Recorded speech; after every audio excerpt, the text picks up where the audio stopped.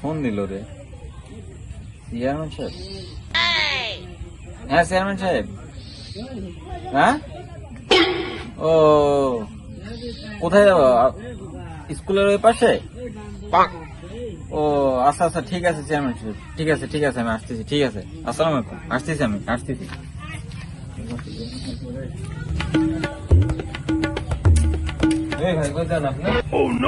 Chairman সাহেব ডাকছে তো। চেয়ারম্যান বাসায় ঢোকা যাবে না। ভাই ডাকছে তো চেয়ারম্যান। ঢোকা যাবে না অনুমতি ছাড়া, মানে অনুমতি আমাকে না দেওয়া পর্যন্ত ঢুকতে পারবেন না আপনি। এই যে ভাই এটা ফোন দিছিল চেয়ারম্যান সাহেব ভাই।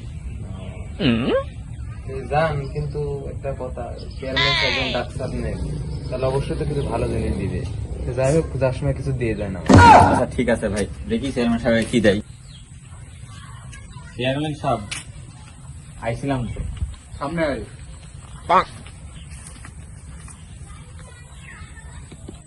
রে ওই গার্লস স্কুলের মেয়েদের যাইতে লাগলে তুই নাকি ঠিক করিস? না চেয়ারম্যান সাহেব আমি তো এসব করি না।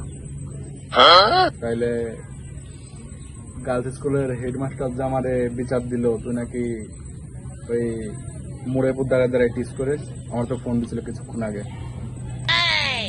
না চেয়ারম্যান সাহেব আমি এমনি দাঁড়ায় থাকি আর কি। তুই এলাকার পোলাপান, তুই আরো মেয়েদের দেখে শুনে রাখবি। তুই যদি এগুলা করিস, পাশে যেগুলা দূর দূরান্ত থেকে এসে ভাড়া থাকে ওইসব ছেলে পেলে কি করবো রে? হ্যাঁ মেম্বার চেয়ারম্যান সাহেব আমার তো একটু ভুল আর কি হয়ে গেছে। ভুল হয়ে গেছে তো, তো ভুলের মাসুল তো তোর দিতে হবে নাকি?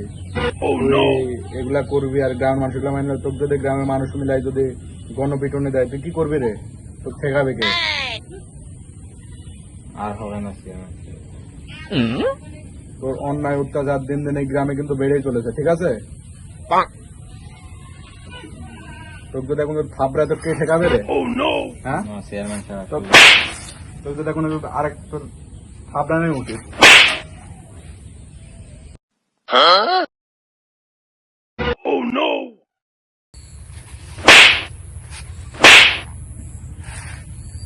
তোকে একদম মানুষ সমাজে চালানো যায় না। তুই এখন মানুষ হবি, ঠিক আছে? আর যেন তোকে না শুনে তুই এই স্কুলের মেয়েদের ওই স্কুলের মেয়েদের সামনে দাঁড়াই তুই নাম্বার নিছিস বা নাম জিজ্ঞাসা করছিস, ঠিক আছে?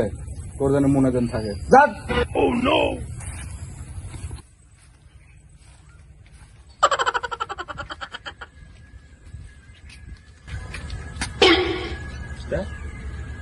দেখি ভাগ নেবি না, অর্ধেক ভাগ নেবে না?